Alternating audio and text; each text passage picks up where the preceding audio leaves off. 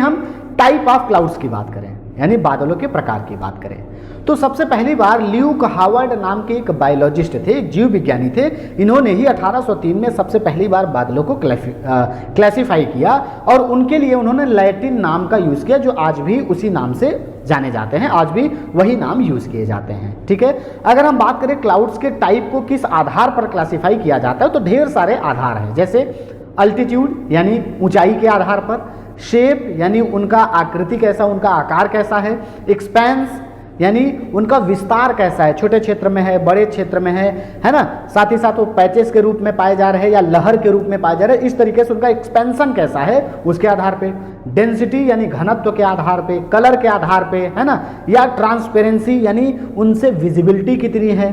कुछ बादल ऐसे होंगे जो जैसे ही छाएंगे तो अंधेरा छा जाएगा, कुछ ऐसे होंगे जिनके रहने पर भी आपकी विजिबिलिटी एकदम साफ होती है, वो चमकते हुए दिखाई देते हैं। इसके अलावा मॉइस्चर कंटेंट, कुछ बादल में मॉइस्चर जो है वो बहुत ज़्यादा होता है, और जब मॉइस्चर बहुत ज़्यादा होगा तो उनसे बारिश की संभावनाएं बहुत ज़्यादा होंगी। कुछ बादल ऐसे होंगे जो ड्राई होंगे, मॉइस्चर कम होगा तो उनसे कम बारिश होगी। कुछ बादल ऐसे होते हैं जिनमें मॉइस्चर तो होता है लेकिन वो फुली आइस के रूप में होता है, इसलिए उनसे बारिश ही नहीं होती, तो वो मिले रहेंगे, वो मिलते रहेंगे, दिखते रहेंगे आपको, तो आपको लगेगा नहीं नहीं ये तो साफ मौसम का संकेत दे रहे हैं। ठीक है, तो इस तरीके से बहुत सारे बेसिस हैं जिनके आधार पे जो क्लाउड्स हैं उनका क्लासिफिकेशन किया जाता है। अब यदि हम एग्जिस्टेंस की बात करें, जो बादल हैं उनके, तो अलग अलग एलिवेशन के आधार पे, अलग अलग ऊंचाई के आधार पर बादलों के अलग अलग टाइप पाए जाते हैं। जैसे अर्थ के सरफेस से लेकर आप देखेंगे तो 2 किलोमीटर से नीचे या अर्थ का जो सरफेस है उसके ऊपर लेकर 20 किलोमीटर की ऊंचाई तक के पूरे क्षेत्र में ये बादल पाए जाते हैं।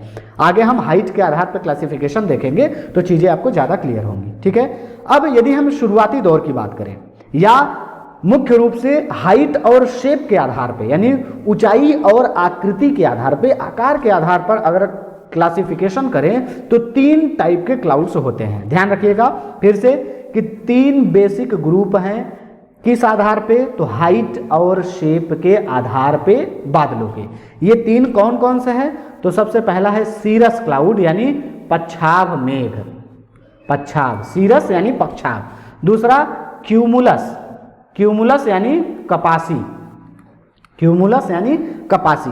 और तीसरा स्ट्रेटस, स्ट्रेटस यानी अस्तरी। तो अगर आप अल्टीट्यूड यानी हाइट और शेप के आधार पर देखेंगे तो 3 बेसिक ग्रुप हैं। सबसे पहला है सीरस यानी पक्षाभ, पक्षाभ जो सबसे ज्यादा हाइट पर मिलते हैं। दूसरा होता है स्ट्रेटस जो मध्य वाले हैं, और तीसरा होता है क्यूमुलस या कपासी।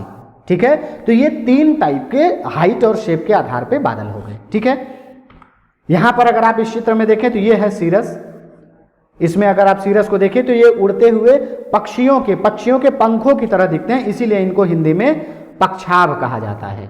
ठीक है, तो सीरस। दूसरा होता है स्ट्रेटस, स्ट्रेटस यानी स्तरीकरण, है ना, वो कई स्तर्स में पाए जाते हैं, कई लेयर्स में पाए जाते हैं, इसलिए इनको स्ट्रेटस कहा जाता है। और तीसरा है क्यूमुलस, यहां पर अगर आप देखें तो सीरो क्यूमुलस बना हुआ है, ये है क्यूमुलोनिम्बस, तो इसी कपास के रूप में, क्यूमुलस यानी कपासी, जो कपास की तरह दिखते हैं, रुई की तरह एकदम व्हाइट दिखते हैं, उनको क्यूमुलस कहा जाता है। तो ये 3 तरीके के बादल हैं हाइट और शेप के आधार पे। ठीक है, अब हम एक एक करके इन तीनों की विशेषताएं देखते हैं। सबसे पहले देखते हैं सीरस क्लाउड की।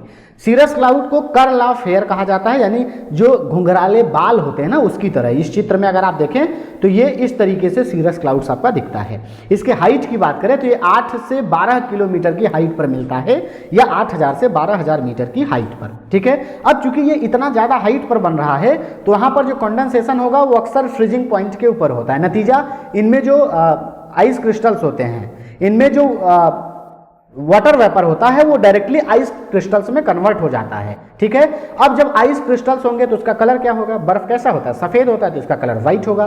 क्योंकि ये बहुत ज्यादा ऊंचाई पर हैं तो आइस क्रिस्टल जो है बहुत ही थिन बनते हैं, पतले बनते हैं, नतीजा ये व्हाइट देखने में लगते हैं और इनकी जो पूरी संरचना है वो बहुत ज्यादा थिन होती है। साथ ही साथ ये बहुत ही डिटैच्ड रूप में पाए जाते हैं, या आप कह लीजिए कि फाइबर्स के रूप में, फाइबरस रूप में देखे जाते हैं। आप इसमें देखिए तो ये एक दूसरे से अलग ऐसे पैचेस के रूप में दिखेंगे, है ना, और जब सनलाइट पड़ेगी तो ये सिल्क की तरह दिखेंगे, सिल्क की तरह यानी रेशम की तरह चमकते हुए दिखाई देंगे। उन्हीं को आप कहते हैं सीरस क्लाउड्स। ठीक है, ये जो सीरस क्लाउड हैं चूंकि आइस क्रिस्टल से बनते हैं इसलिए इन क्लाउड से बारिश की संभावना नहीं होती या बारिश इनसे नहीं होती है। ठीक है, ध्यान रखना है कि सीरस क्लाउड सबसे हाईएस्ट क्लाउड हैं, इनसे बारिश की संभावना नहीं होती। 8 से 12 किलोमीटर की ऊंचाई पर पाए जाते हैं। ये वाइट और थिन होते हैं और साथ ही साथ ये फाइबर की तरह डिटैच्ड रूप में पूरे स्काई में मिलते हैं और जैसे ही सनलाइट इन पर पड़ती है तो ये सिल्क की तरह चमकते हुए दिखाई देते हैं। ठीक है, तो ये हो गया सीरस क्लाउड।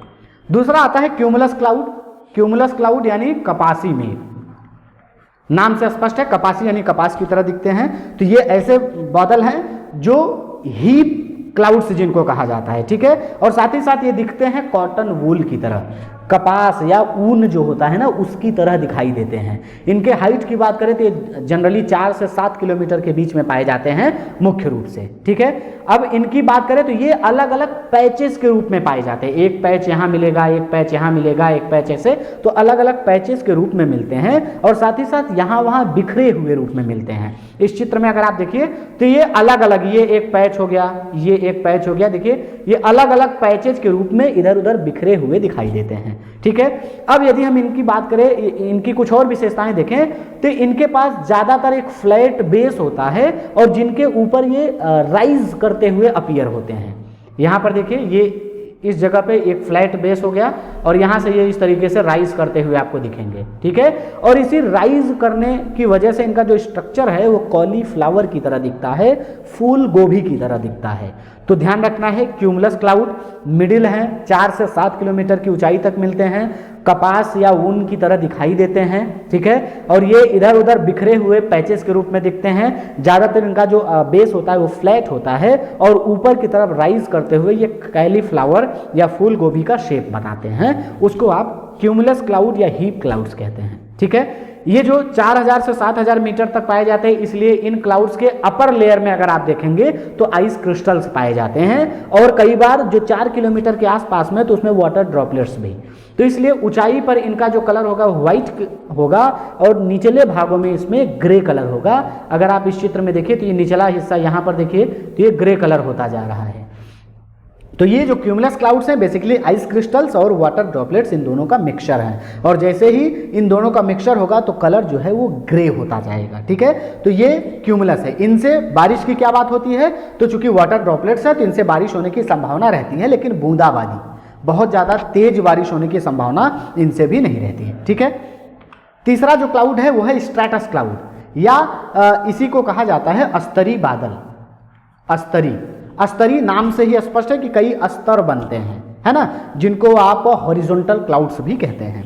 ठीक है, इनका नाम ही इनको बता रहा है कि लेयर्ड पाए जाते हैं, कई लेयर्स में बनते हैं या बहुत सारे कन्वर्जिंग आपके पूरे स्पेस को एक तरीके से कवर करते हैं। ठीक है, इसके अलावा अगर इन क्लाउड्स की बात करें तो ये कब बनते हैं, तो ज़्यादातर जब हीट लॉस होता है मिक्सिंग ऑफ एयर मास की वजह से, है ना, एक तरफ से गर्म वायु आई और दूसरी तरफ से ठंडी वायु आई।